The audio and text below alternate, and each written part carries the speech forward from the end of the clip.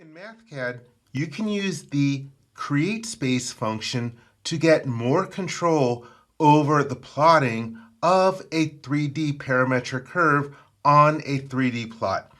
Let me go into more detail about this. Okay, in a previous video, I showed how to create a 3D parametric curve.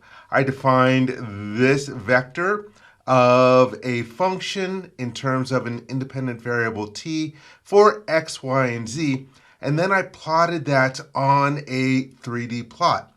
But what does this actually plot? Well, first off, it goes from a default range of -10 to +10 for that independent variable t.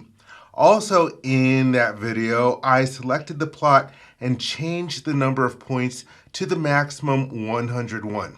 But let's say you wanted a different range instead of the default -10 to +10, or you wanted more points to get a smoother curve.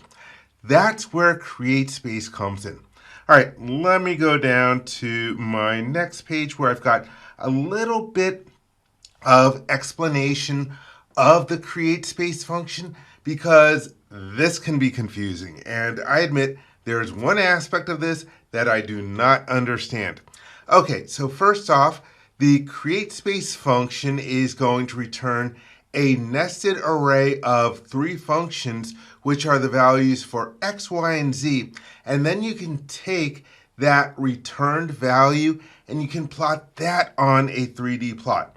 And so what I mean by a nested array of 3 vectors is that you're going to get a vector and it's going to have 3 elements, and each of those elements is going to be a vector itself.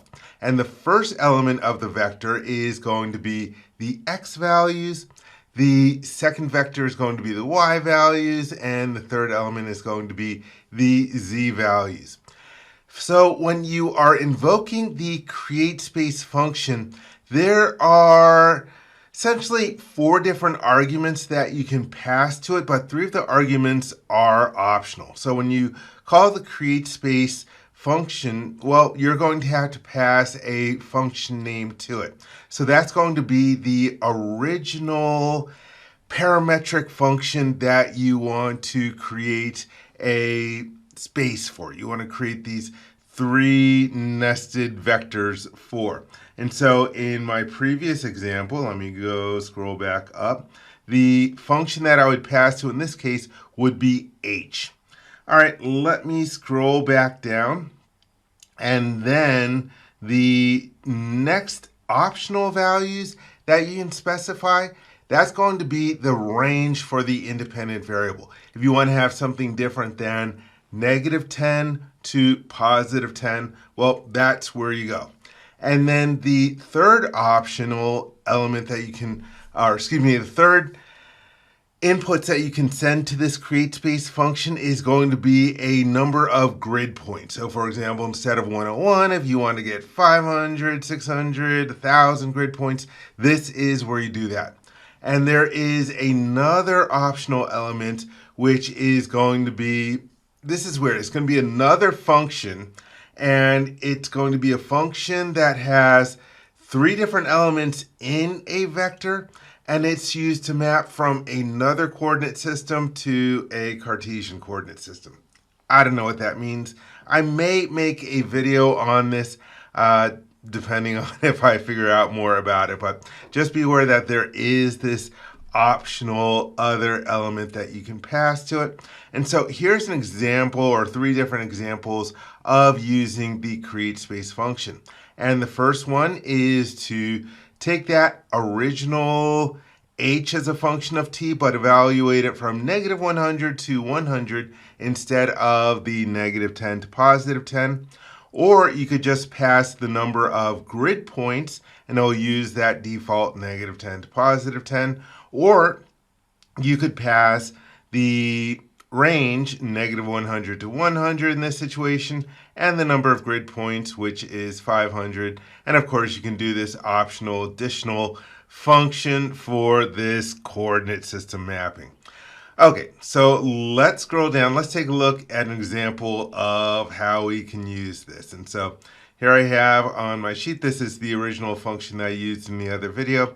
Here is another version of the 3D plot using the maximum number of points 101 and going from the default of -10 to +10. But I want to get more control over this, so I'm going to create a new function. Let me click on my sheet and I'm going to type in curve is equal to, I use the colon key for the definition operator. And as always, you can type in CreateSpace manually if you know the exact spelling of the function. Or you could go to the Functions tab. Let me go to All Functions. Here I have Graphing already expanded. And here is CreateSpace. I will double click on it. And there it gives me the 5 different placeholders that you can use. And again, you don't have to use all of them. If you can't remember what the different placeholders are, hey, just hover your mouse over the name of the function so you can see what the different inputs are, or you could click F1 at this point and it'll open up a web browser which will go to the Mathcad help page with more information about this. But anyhow, let's use this function. Let me click back in the first placeholder and I'm going to put in a value of h. And let me start out with going from -10 to +10. Just using the original values just to see the difference that we get. And 10. And let's see, let's get more points. Let's go with a total of 500 points. And I'm going to cursor over to the last placeholder where you could specify that function, but I don't want to specify a function, so I'm just going to use the delete key on the keyboard to get rid of that. And now let me click over here to create a new plot. I will go to the Plots tab, Insert Plot, and then 3D Plot, which is the keyboard shortcut Control 3. And here we have the placeholder for the z-axis. And now I'm going to type in curve, the name of this function that I just defined. And let me click on the outside. And there we see the curve. Let me grab this and just position it a little bit more side by side. Then I'm actually going to make it wider and longer than the first one. And let's also select it so I can go to Trace Color, More Colors, and use my standard bright red that I like so much. Click the OK button, Trace Thickness, let me make that thicker. And so right now we have the same thing on the left and the right, except there are more points involved in this one. There's 500 points. But let's play around with the different values here to see the effect on the curve. Let's change this to go from -10 to say -5, and then click. And you see that we get less of the curve. We can go from here to 0, and then click. And so we get even less of it. Let's change this to 5, more of the curve, or less of the curve. Let's change this up to 20 this time, and more curve in this situation. And let's change the lower bound for evaluation to -20.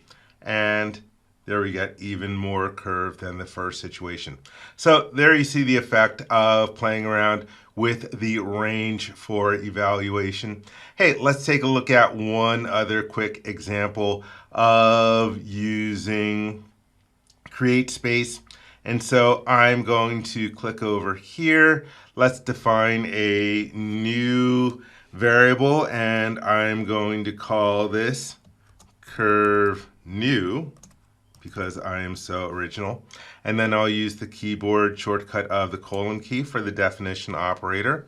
And once again, I will double click on the name of the function in order to get it pasted onto my sheet. And this time we're going to use this new function g. And let's see, let's go from a value of 0 to 100. Oops, I not cursor over far enough. 100. And then let me make sure I cursor over enough this time. And let's get 1,000 points. And then cursor over, and once again, I'm going to delete the last placeholder. And let me move this aside. I'm not sure I have enough space for the default size of my 3D curve, so I'm just going to move this up a little bit. That way I can start my new 3D plot here. Insert plot, 3D plot. Good, okay, that fits on the sheet. Can even make it a little bit bigger while I am at it. And so in the placeholder, now I'm going to type in my new variable name, curve new, and then click on the outside. And here you see the new plot. Let me go to the trace color, more colors. This time I will use a nice bright blue. And let's change the thickness just a little bit more. And so there you can see this plot, and of course you can spin it around. What a very, very cool looking curve that we have in this situation. And so there you have it. That is how you can use the CreateSpace function in order to get more control over the 3D plots for your parametric plots in 3 dimensions.